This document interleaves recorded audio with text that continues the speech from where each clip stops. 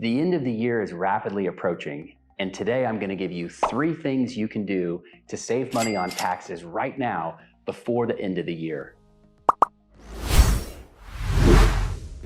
Hi, I'm Brad Lineberger, founder of Seaside Wealth Management, where we help people transition into retirement and stay comfortably retired. We're passionate about education and coaching, and we love to produce content like this. So if you enjoy content like this, make sure to subscribe to our YouTube channel and we'll send you more. The first thing you want to be doing right now before the end of the year is tax loss harvesting. That has to do with your taxable investment accounts, selling anything that's at a loss. Yes, the market has been down this year, presenting plenty of opportunities to have some of your investments be underwater or in negative territory. And because you never want to be in cash for too long because markets recover quickly and swiftly, often unexpectedly, and you cannot time the markets, you need to be invested in something. So you're going to sell your investment that's at a loss, which gives you a tax advantage. You can write off up to $3,000 from your adjusted gross income this year and every year into the future until those losses are exhausted. Or you can use the losses to help rebalance your portfolio tax-free in the future. But because you need to remain fully invested, you want to buy something that's similar to what you sold, but different enough to avoid the wash sale rules. The wash sale rules are simply this: whatever you sell, you have to wait at least 31 days before you buy back the same security or investment. So buy something that's similar to keep your overall portfolio allocation in line with your financial plan, but different enough to avoid the wash sale rules. The second thing you want to be doing, or you can be doing, is contributing to a donor advised fund. This is a fund where you contribute to it, you can invest the money, you can grow it, and in the future, you give the money to the charity or charities of your choice.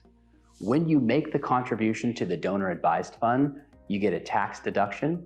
So it's no longer your money to use for personal use or gain, but you do get to invest it, and then you get to benefit charities that are important to you in the future.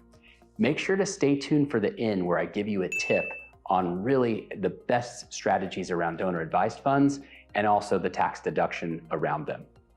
And the third thing that you can be doing right now is a qualified charitable distribution from your traditional IRA, otherwise known as a QCD. What this is you can take up to $100,000 out of your traditional IRA as long as you're over the age of 70 and a half, and as long as you donate the money directly to charity, it will not be taxable. It will lower your required minimum distribution both now and also into the future. And you can do up to $100,000 per year out of that traditional IRA. This is a wonderful way to save money on taxes this year, but also in the future because those required minimum distributions will be lower. So I hope you enjoyed the 3 tips on how to save money on taxes this year. And if you like this content, make sure to subscribe to our YouTube channel and we'll send you more. And now for the tip. So you might be thinking, okay, a donor advised fund sounds like a good thing, right? But what if you're no longer itemizing your deductions?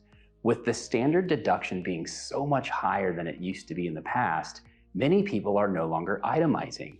So if you find yourself in this situation, the donor advised fund doesn't actually help you from a tax perspective. So here's the strategy. It's called lumping and clumping.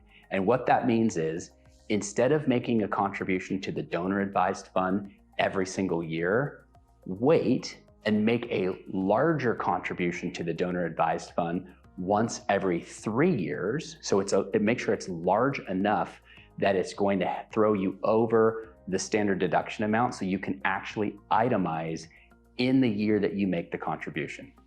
So lumping and clumping, combine those donor advised fund contributions once every 3 years, and that's the year that you're going to itemize, but make sure to invest the money, grow it, and then give more to charity down the road in the future.